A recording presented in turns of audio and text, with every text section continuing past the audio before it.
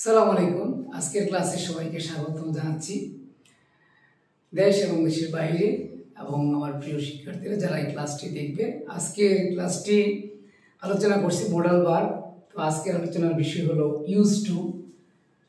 এই ভার্বটি তোমরা যখন পাঠ্য বই পড়ো প্রায়ই কিন্তু এই ভার্বটি লক্ষ্য করো। আজকে এটা নিয়ে আলোচনা করব। ইউজ টু সাধারণত অতীতকালের নিয়মিত অভ্যাস। অতীতকালের নিয়মিত অভ্যাস বোঝাইতে কি হবে? ইউজ টু ব্যবহৃত হয়। কে? নিয়মিত।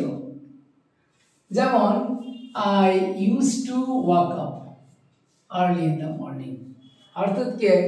আমি অতীতকালে কি নিয়মিত সকালবেলা ঘুম থেকে উঠতাম। I use to swim. আমি কি অতীতকালে নিয়মিত নদীতে বা পুকুরে সাঁতার কাটতাম। এখানে আমি পন্ট লিখেছি, এখন এভাবে লেখা যাবে ইন দ্য রিভার। আর অতীতের অনিয়মিত অভ্যাস বোঝাতেও কিন্তু কি ইউজ টু ব্যবহৃত হয়।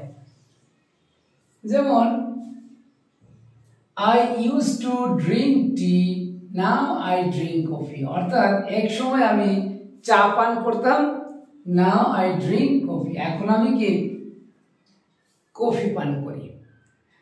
আরেকটি হলো অতীতের নিয়মিত অভ্যাস বোঝাতে উডও ব্যবহার করা যায়।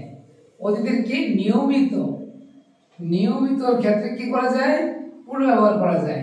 কিন্তু অনিয়মিত অভ্যাসের ক্ষেত্রে ইউজ টু এর পরিবর্তে উড ব্যবহৃত হয় না। যেমন I would go to school by rickshaw. আমি কি রিক্সায় করেও স্কুলে যেতাম। এখানে কি যে ইউজ টু এর রিপ্লেসমেন্ট হিসাবে কিন্তু কি উড ব্যবহৃত হয়েছে। কিন্তু মনে রাখতে হবে অনিয়মিত অভ্যাস যদি হইতো সেক্ষেত্রে কিন্তু কি ইউজ টু এর পরিবর্তে কি উড ব্যবহৃত হতো না। আবার ক্ষেত্র বিশেষে এটাকে কি করা যাবে? কন্টিনিউয়াস টেন্স রূপান্তর করা যাবে অক্সিলারি ভার্ব বসিয়ে। যেমন আমি এরকম লিখতে পারি, হি ওয়াজ used to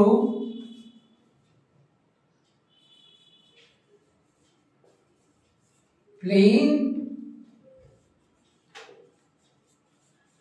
cricket। অর্থাৎ সে অতীতকালে কি ক্রিকেট খেলায়ও কি অভ্যস্ত ছিল। এটা কিন্তু ম্যাক্সিমাম সময় কিন্তু আমরা এই রূপে পাই। এরকম কন্টিনিউয়াস টেন্সেও আমরা মাঝে মধ্যে পেতে পারি।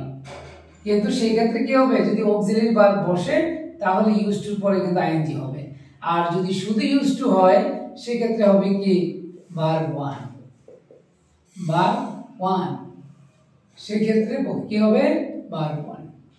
তো আশা করি বিষয়টি বুঝতে পেরেছে। অর্থাৎ অতীতকালের নিয়মিত অভ্যাস বোঝালে ইউজ টু ব্যবহৃত হয়। তো আজকের ক্লাস এই পর্যন্তই। নতুন আরেকটি ক্লাস নিয়ে তোমাদের সাথে দেখা হবে। সে পর্যন্ত সবাই ভালো থাকো। আল্লাহ হাফেজ।